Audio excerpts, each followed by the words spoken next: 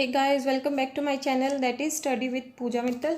आज जो मैंने ये वीडियो बनाई है ये सिर्फ डिस्कशन के लिए बनाई है कि कौन बच्चा लाइफ साइंसेस का पेपर दे सकता है, क्योंकि काफ़ी स्टूडेंट्स को क्या हो रही है, कन्फ्यूज़न हो रही है कि लाइफ साइंस के एग्ज़ाम को zoology students, botany students, micro biotech सब लोग दे सकते हैं।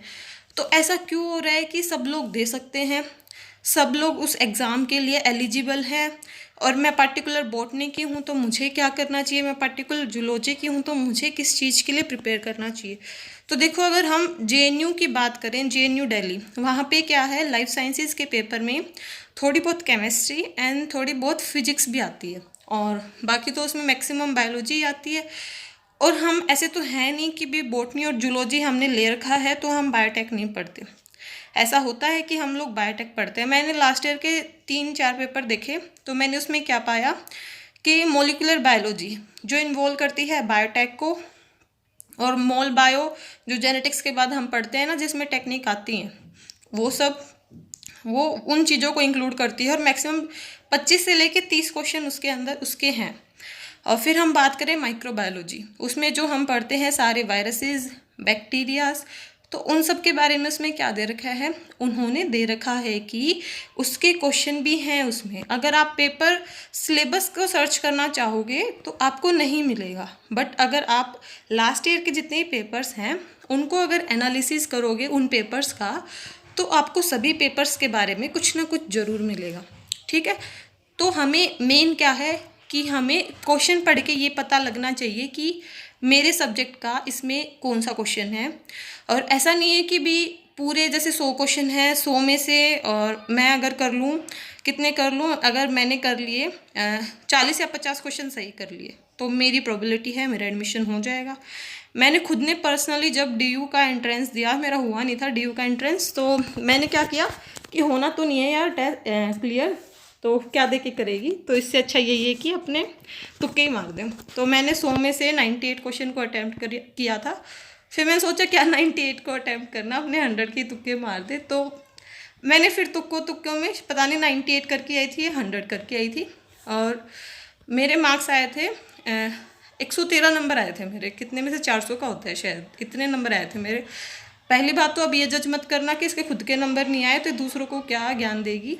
तो खुद की जो है ना, आप लोग किसी सक्सेसफुल के पास जाओ, उसकी बातें अगर आप उससे सुनोगे तो आप शायद सक्सेसफुल ना हो पाओ, बट आप कोई फेलियर जो बंदा है उसके पास जाओ और उसकी फेलियर अगर आप सुनोगे ना तो आप ज़रूर सक्सेसफुल हो सकते हो। क्योंकि फेलियर में होता है कि गलतियाँ, कि उसने क्या गलती की इसलिए उसको वो चीज़ नहीं मिली, तो मेरे को ये गलतियाँ नहीं करनी है।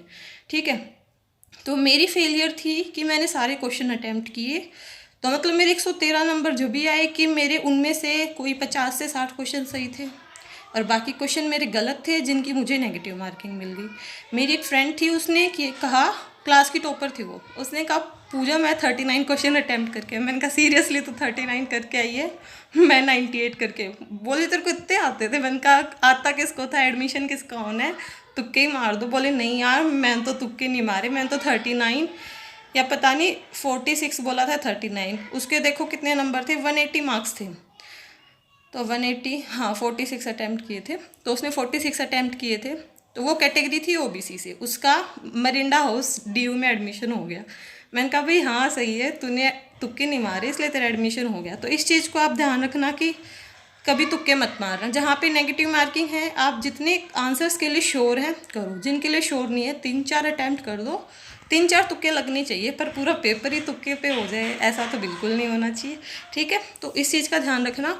और फिर हम आते हैं अपनी मेन बात पे कि लाइफ साइंसेज में जैसे कौन कौन बच्चा आ सकता है, लाइफ साइंसेज का पेपर कौन कौन दे सकता है।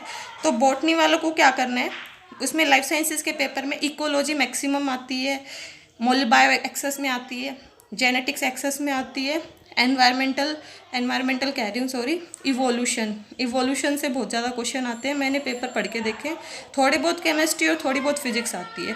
तो आप लोग अपने आप को इस तरीके से प्रिपेयर करो कि आप वो पेपर अटैम्प्ट कर सको। आप इकोलॉजी को बिल्कुल मत छोड़ो, इवोल्यूशन को बिल्कुल मत छोड़ो, मोल बायो जिसके अंदर ये transcription, translation, lac operon, genetics में ये मेंडल की crosses, pre Mendelian and post Mendelian के जितने भी इफेक्ट्स हैं वो सब आप लर्न करो। डेवलपमेंटल बायोलॉजी के बेसिक्स याद करो। क्या है, सभी चीज़ों के हाई लेवल पे मत जाओ। जैसे जितने भी CSIR नेट का नाम अगर आप लोगों ने सुना होगा, नहीं सुना, मेरे को खुद को नहीं पता था MSc से पहले।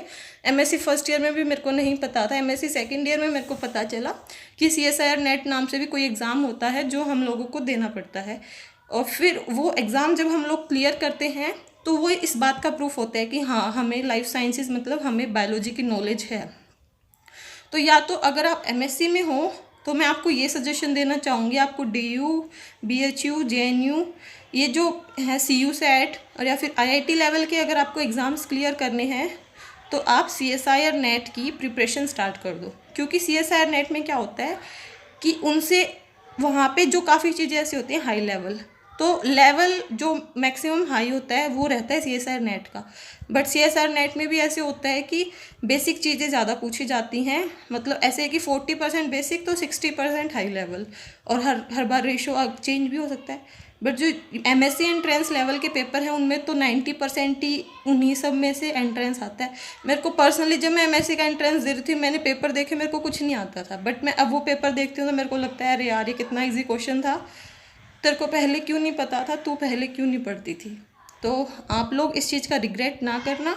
और अगर आप मेरे चैनल पे मेरे साथ जुड़े हो तो आज जैसे 22 सितंबर 2020 डेट है और मैंने डेवलपमेंटल बायोलॉजी की अभी 5 वीडियोस डाली हैं, जेनेटिक्स और इकोलॉजी और थोड़ी बहुत बायोकेमिस्ट्री। मैंने ये 4 यूनिट CSIR नेट लेवल कह सकते हो लाइफ साइंसेज से रिलेटेड मैंने ये सिलेबस स्टार्ट कर रखा है। वही बात है, एकदम से तो सब वीडियोस नहीं डलती, धीरे धीरे टाइम के साथ मैं बाकी सब वीडियोस उस पर डालूँगी। तो मैंने मेरे चैनल पे क्या है कि मैं लाइफ साइंस डिपार्टमेंट से हूँ, ठीक है। तो मैं लेक्चर वीडियोस, लास्ट ईयर के पेपर्स और बाकी सब जो भी चीज़ें हैं मैं लाइफ साइंसेज की सोल्व करवा सकती हूँ। मैंने पेपर्स जो फिजिक्स, केमिस्ट्री, मैथ, इंग्लिश वगैरह, MA BA ये मैंने क्यों डाले, क्योंकि जब मैं खुद MSc का एंट्रेंस दे रही थी तो मुझे मेरे MSc के पेपर नहीं मिल रहे थे, ना मेरे को सिलेबस मिल रहा था। किसी से पूछो सीनियर से, कह देते ऐसे कर ले ऐसे कर ले, बट कुछ मतलब क्लियर कट रिजल्ट ही नहीं मिल रहा था। तो मैंने कितना एफ़र्ट किया है उन सब चीज़ों को ढूंढने में और वो सब चीज़ें पाने में, मेरे को खुद को पता है। बट मेरे को उनके साथ दूसरे सब्जेक्ट्स का भी वो सब मिला, तो मेरे को हुआ क्या दिक्कत है, उनको चैनल पे अपलोड कर दे। तो ये रीज़न था मेरा कि मैंने सारे जो पेपर्स हैं मैंने मेरे चैनल पे अपलोड किए। फिर मैंने काफ़ी यूट्यूबर्स को देखा, ऐसे बोलना नहीं चाहिए, कि वो लोग क्या करते हैं, वीडियो को रिकॉर्ड करते हैं, अगर 100 क्वेश्चन हैं तो 25-30 मिनट की वीडियो बनाते हैं कि हाँ पॉज कर करके स्क्रीनशॉट ले लो। फिर मेरे को खुद को अंदर से रियलाइज़ हुआ कि यार ऐसे स्क्रीनशॉट कितनी देर ले इंसान, और फिर गैलरी में तो स्क्रीनशॉट से ही भर जाती है, पढ़ने का मन करे तो यही नहीं पता कौन सा क्वेश्चन कहाँ से शुरू करे, कौन सा पेपर कहाँ से शुरू होके कहाँ से ख़त्म हुआ। तो क्या जाता है 1 मिनट की वीडियो बना के कि मैं ये पेपर लेके आई हूँ, आप इसका लिंक डिस्क्रिप्शन बॉक्स में देख सकते हो। लिंक खोला, पेपर आपके फ़ोन में कंप्लीट। मेरी मेहनत लगी, मैंने 1 घंटे में पेपर ढूंढा, बनाया, लिंक दिया, जैसे भी किया, बट जो लोग देख रहे हैं उनको तो बेनिफिट हुआ। तो यही चीज़ है, अगर आपको किसी के लिए कुछ करना है तो उसको इस तरीके से करो कि वो सिंप्लीफाई हो जाए। और आपको अभी अपने लिए क्या करना है, अपना एंट्रेंस पे फोकस करना है। मेरी सबसे बड़ी मिस्टेक ये थी, MSc एंट्रेंस के टाइम में मैं खुद लोगों को MSc एंट्रेंस की हेल्प करती थी तो मेरे ही कॉम्पिटिटर बढ़ गए और मैं ही रिजेक्ट हो गई वहाँ से। सो कोई नहीं, वो तो मेरा सब अच्छा चल रहा है, क्या पता, कहते हैं ना जो भी होता है अच्छे के लिए होता है। सो काफ़ी कुछ अच्छा चल रहा है, मेरी स्टडीज़ अच्छी चल रही हैं, मेरे टीचर्स अच्छे हैं, सब अच्छा है। तो आप लोगों को बस यही कहूँगी कि सबके लिए है ये लाइफ साइंसेज, ऐसे नहीं है किसी पार्टिकुलर वन के लिए है, सबके लिए है लाइफ साइंसेज। जिसने micro, biotech, biochem, bio info, botany, zoology और जेनेटिक्स ले रखी है वो सब अप्लीकेबल हैं लाइफ साइंसेज के लिए, ठीक है। तो और कुछ पूछना हो कमेंट बॉक्स में कमेंट कर देना, या फिर मैंने मेरी टेलीग्राम, इंस्टा और बाकी सब के IDs का मेरा ग्रुप लिंक मैंने मेरे YouTube के डिस्क्रिप्शन में डाल रखा है, तो आप लोग वहाँ से भी मेरे को कांटेक्ट कर सकते हैं। बाकी मैं मेरे YouTube के कमेंट में सबका रिप्लाई कर देती हूँ। और अभी मैं जो आगे आने वाली वीडियोस हैं उनमें कोशिश कर रही हूँ कि अभी एंट्रेंसेस हुए नहीं है, तो PU GNU DU इन सब की लाइफ साइंसेस के जूलॉजी बॉटनी और बाकी मेरे से दूसरे हुए तो मैं ट्राई करूँगी। देखो एकदम से इतना करना तो पॉसिबल नहीं है, क्योंकि मैंने खुद ने भी सब कुछ नहीं पढ़ा है, तो पढ़ पढ़ के ट्रिक्स बना बना के जितना मेरे से होता है मैं साथ साथ में डाल देती हूँ।